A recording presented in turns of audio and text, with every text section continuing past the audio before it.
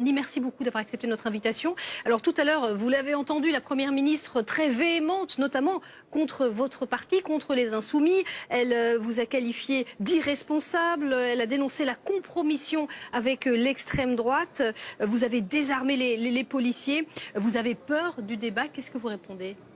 Ça fait 1 an et demi qu'on parle d'immigration dans ce pays. On a eu le débat en commission, on a les débats tous les jours dans les médias.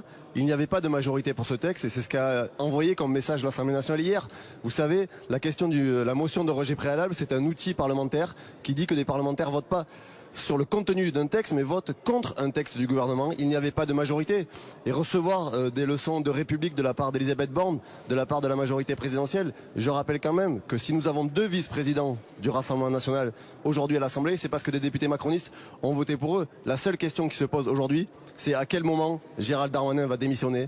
À quel moment Gérald Darmanin va retirer son texte? La seule chose qu'il a à faire aujourd'hui, c'est quitter le ministère de l'Intérieur, quitter ce gouvernement et mettre son texte à la poubelle. Personne ne veut de ce texte dans le pays. Il n'y a pas de majorité à l'Assemblée, il n'y a pas de majorité dans la rue. Il faut sortir de ce texte qui était extrêmement dangereux, qui menaçait la vie de dizaines de milliers de personnes dans ce pays, qui était un texte raciste et xénophobe. Nous l'avons balayé hier et c'est une bonne nouvelle pour des milliers de personnes dans ce pays.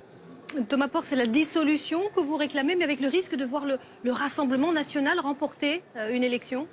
Nous avons toujours dit que nous n'avons pas peur de revenir aux urnes. Et si demain, le président de la République exige une dissolution, met en place une dissolution, nous ferons campagne avec la nouvelle Union populaire écologique et sociale pour être majoritaire dans ce pays. Je rappelle que hier, celles et ceux qui ont voté massivement pour la motion de rejet préalable, ce sont les députés de la NUPES, ils sont 151. Quand les députés, si vous additionnez le Rassemblement national et LR, c'est 146. Donc la gauche et les écologistes sont majoritaires, l'Union populaire est majoritaire, nous n'avons pas peur des urnes et si demain il y a une dissolution, nous irons aux élections pour conquérir le pouvoir et exercer le mandat. Thomas Portes, il y avait peut-être des aspects de ce texte avec lesquels vous pouviez être d'accord. Qu'est-ce que vous dites aux sans-papiers, aux personnes sans-papiers qui travaillent dans les métiers en tension et qui espéraient peut-être que ce texte soit adopté pour pouvoir être régularisé? Vous avez balayé cet espoir. L'ensemble des associations qui accompagnent les travailleurs sans-papiers, qui militent depuis des années sur les conditions de régularisation, étaient opposés à ce texte.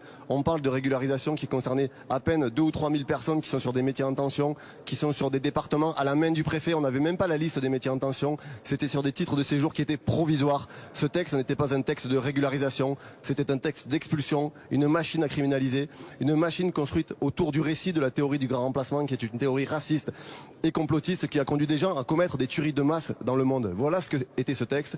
Je suis très heureux que mon groupe politique, la France Insoumise, ait voté pour la motion de rejet et que nous ayons balayé ce texte de Gérald Darmanin dans l'hémicycle. Et vous ne regrettez pas d'avoir allié vos voix à celles du Rassemblement national que vous pourfendez bec et ongles? J'ai voté pour que le texte de Gérald Darmanin soit retiré des débats à l'hémicycle. C'est ça ce que nous avons fait hier. Merci beaucoup Thomas Portes d'avoir été